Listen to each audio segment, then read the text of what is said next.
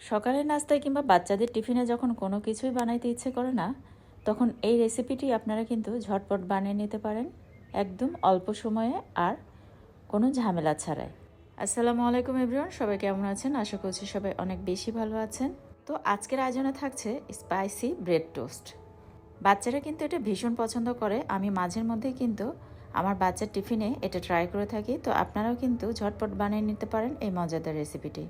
পাউরুটির এরকম ঝটপট রেসিপি কিন্তু আমার ইউটিউব চ্যানেল এবং ফেসবুক পেজে আছে, চাইলে সেগুলি ট্রাই করতে পারেন। তো এরকম সহজ সহজ ও মজাদার রেসিপিগুলি পেতে চ্যানেলটি সাবস্ক্রাইব করে সাথেই থাকুন।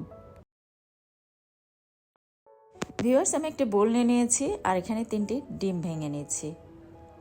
আর পাউরুটির পরিমাণের উপর ডিপেন্ড করে কিন্তু আপনারা ডিমের পরিমাণটা কমিয়ে বা বাড়িয়ে নিতে পারেন। একটু ঝালঝাল করার জন্য এর সাথে অ্যাড করে দিয়েছি হাফ চা চামচ গোলমরিচের গুঁড়ি, স্বাদ মতো লবণ আর চিলি ফ্লেক্স হাফ চা চামচের মতো।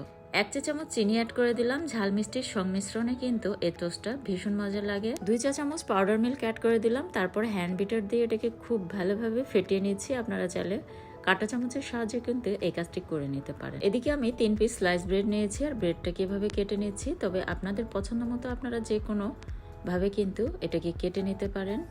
তো সবগুলি ব্রেড কিন্তু আমি ঠিক একইভাবে কেটে নিলাম। তো চুলায় একটা প্যানে আমি 1 টেবিল চামচ বাটার দিয়ে দিলাম। বাটারটাকে একটু মেল্ট করে নিচ্ছি। আর বাটার যদি আপনাদের হাতে কাছে না থাকে সেক্ষেত্রে আপনারা কিন্তু ঘি বা সাদা তেল দিয়েও এভাবে ভেজে নিতে পারেন। তো কেটে রাখা পাউরুটিগুলিকে এখন আমি ডিমের মিশ্রণে চুবিয়ে এভাবে এগুলিকে দিয়ে দিচ্ছি প্যানে। আর এই পর্যায়ে কিন্তু চুলার পাওয়ারটা একদম মিডিয়াম টু লো পাওয়ারে রেখে এই কাজটি করে নিতে হবে, তা না হলে কিন্তু উপরের সাইডটা পুড়ে যাবে। তো এক পাশটা যখন হয়ে যাবে আমি এটাকে উল্টিয়ে দিচ্ছি। আপনারা চাইলে কিন্তু এভাবেও সার্ভ করতে পারেন। তো আমি কিন্তু দ্বিতীয়বার কোট করে নিয়ে ভেজে নিয়েছি। তো একবার এভাবে ভেজে নেওয়ার পর এটাকে তুলে নিয়ে আবার ডিমের মিশ্রণে চুবিয়ে আবারও এটাকে ফ্রাই করে নেব।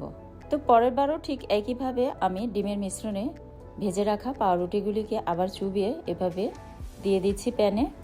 তো সহজ সহজ ও মজাদার রেসিপিগুলি পেতে আমার ইউটিউব চ্যানেলটি আজই সাবস্ক্রাইব করে ফেলুন এবং পাশে থাকা বেল আইকনটি অন করে দিন।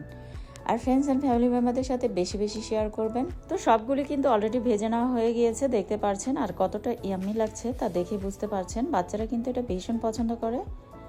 তো বাচ্চাদের টিফিনে কিন্তু খুব সহজে বানিয়ে নিতে পারেন এই মজাদার রেসিপিটি। তো আরও স্পাইসি করতে চাইলে আপনারা কিন্তু চিলি ফ্লেক্সের পরিমাণটা আর একটু বাড়িয়ে অ্যাড করতে পারেন। আর হ্যাঁ, ভিডিওটি অবশ্যই ফ্রেন্ডস অ্যান্ড ফ্যামিলি মেম্বারদের সাথে বেশি বেশি শেয়ার করবেন। তো পরবর্তী রেসিপি দেখার আমন্ত্রণ জানিয়ে আজকের মতো এখানে বিদায় নিচ্ছি। ধন্যবাদ সবাইকে।